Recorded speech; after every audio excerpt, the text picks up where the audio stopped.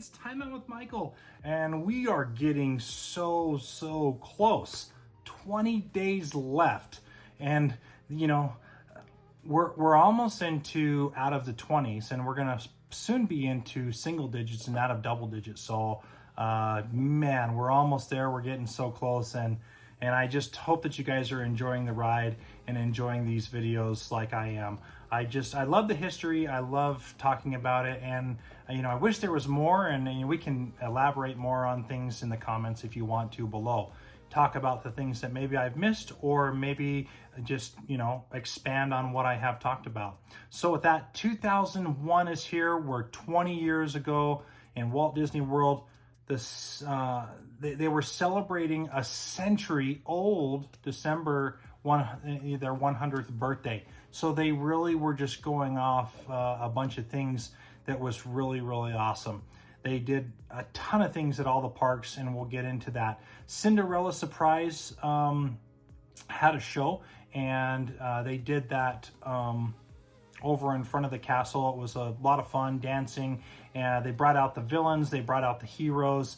It was really cool. They brought presents and stuff like that. Some of the presents had villains in them, and some of the presents had some heroes in them. So it was really a cool little show that they put on in front of the castle. Magic Carpet of Aladdin officially opened. I told you last year and in the last video that they made a room over in Adventureland to get Magic Carpets of Aladdin up and going. They had like 16 or 17 magic carpets. They had a little mechanical thing in there that would make the carpet go up and down, and then they also had another one that made the carpet tilt side to side. So you were in a whole new world over in Adventureland. Mike, and this is one thing that I really, I've done a little bit of research, but the Mike Think Kill Boats were closed. I think that's what it's called. I could be wrong. You can put it down in the comments below, but they were officially closed. They didn't do them anymore. That was kind of all I read on that. Spectro Magic returned. They wanted to see it again. They liked the Main Street Magical Parade, but they liked Spectro Magic, and so much so that they brought it back. Again, all about the fans and all about the people that come to Disney that kind of are a big part of that. They also added, so again, Spectro Magic and Main Street Electrical Parade were at night, obviously, because that was a big light show. They added a afternoon one, which was Share a Dream Parade. And basically what they had was inside of globes, they had a bunch of the characters that would come down and characters that were free outside of the globe. Really cool, fun parade. You go back and watch the videos, there's some really cool stuff on that parade that I would have loved to have been a part of and saw. But hey, thanks to you guys that were out there in the YouTube land and the video land that recorded it and threw it back up on YouTube so we could watch. So super awesome there. And that's pretty much it that happened in Walt Disney World. Over in Epcot, they took the 2000 down. Remember last video we talked about, they put a big 2000 up for the Millennial Parade, the Millennial Celebration. They put a big 2000 up. They took that down, but everybody loved the way it looked up on the big space globe in Epcot, that they just took the 2000 down and replaced it, and it said Epcot. Really cool. It was very nice to have something on top of the globe at the time. Journey into Imagination had opened, and it had such bad reviews and bad, no one wanted to go on it. Cast members stood there for hours upon hours. No one wanted to ride it. They had bad feedback on it. So they listened to us. Again, it's not that they don't. They listened, and they closed it down to refurbish it to hopefully get a better response from all of us. Who Wants to Be a Millionaire was huge at this point in time in 2001, and it was so big that they brought it over into Epcot, and you actually got to play Who Wants to Be a Millionaire in Epcot. It was a huge hit. You got to get into, like I say, it was just like it. They would pick a couple audience members to come down and participate.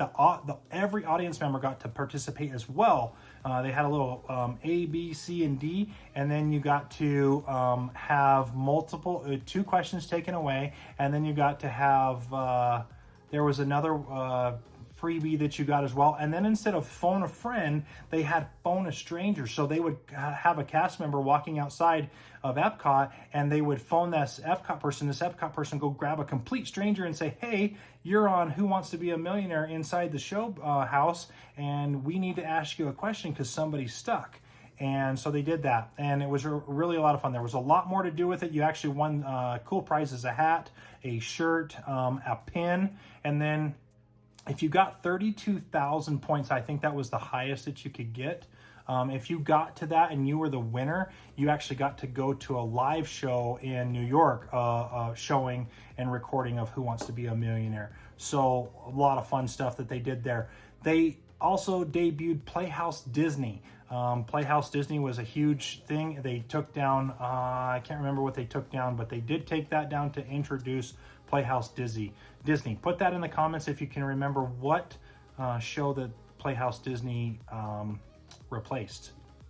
And MGM, the Sorcerer's Hat went in there. Again, they are celebrating 100 years of magic, and they put a bunch of kiosks throughout all the lands. Walt Disney World, Epcot, MGM, and Animal Kingdom. They put a bunch of these little kiosks that you could go through the years for, again, the 100-year celebration. You could pick these things, and they would tell you a history of Disney magic stuff. So it was really cool. They put all these everywhere. And again, including that, they put this big, huge Mickey Sorcerer's Hat, and they put 100 Years of Magic.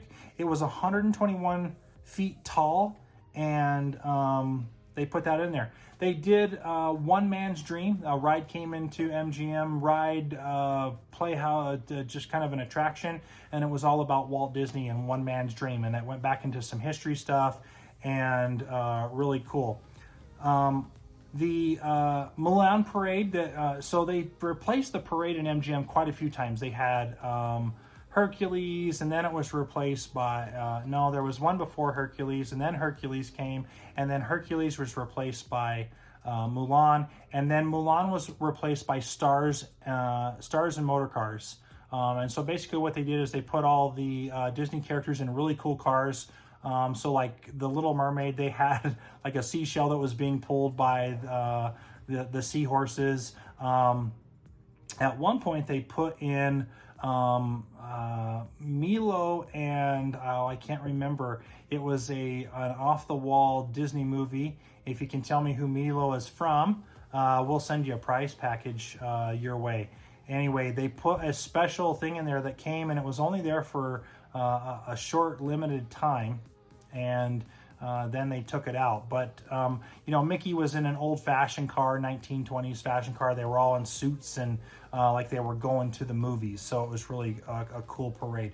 In Animal Kingdom, Dinosaur was introduced. We're super excited. Our good friend Juan, he's been wanting to do all that, and they put all of Dinosaur in there.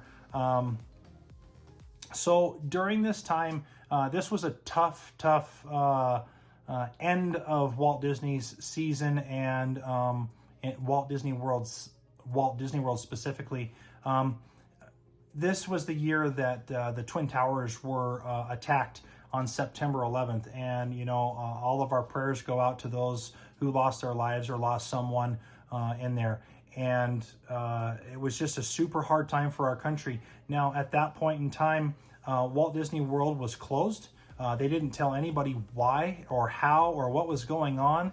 The people that didn't know. Again, when you go to Walt Disney World, it's a little different now. But when you used to go to the parks, you didn't have a cell phone. You didn't have any of that to distract you on what was going on. So they had no knowledge of that the Twin Towers were being attacked. So they evacuated all the parks because it was thought that they were going to attack other big facilities, big places with a lot of people, and of course Walt Disney World would be one of those thoughts. And so they closed it for the day.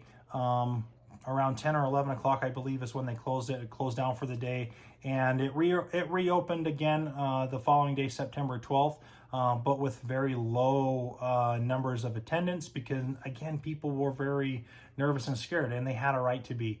And so that kind of set off the next few years of Walt Disney World just not getting what they needed, kind of what we've experienced with the pandemic and COVID. Not getting the attendance. Now it was a little different because they were able to keep the parks open here where COVID had to close, but it did play a big part into what was going on. So scary times for everybody around then, and you know, it was nice. It did bounce back a little bit, but just not as strong as they had hoped, and so it kind of threw a wrench in the change, so to speak.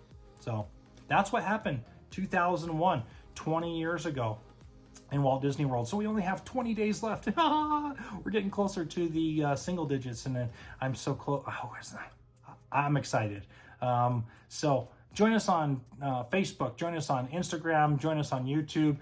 Click the like button, click the subscribe button, hit that little notification bell so you don't miss any more timeouts. And with that, this timeout is over.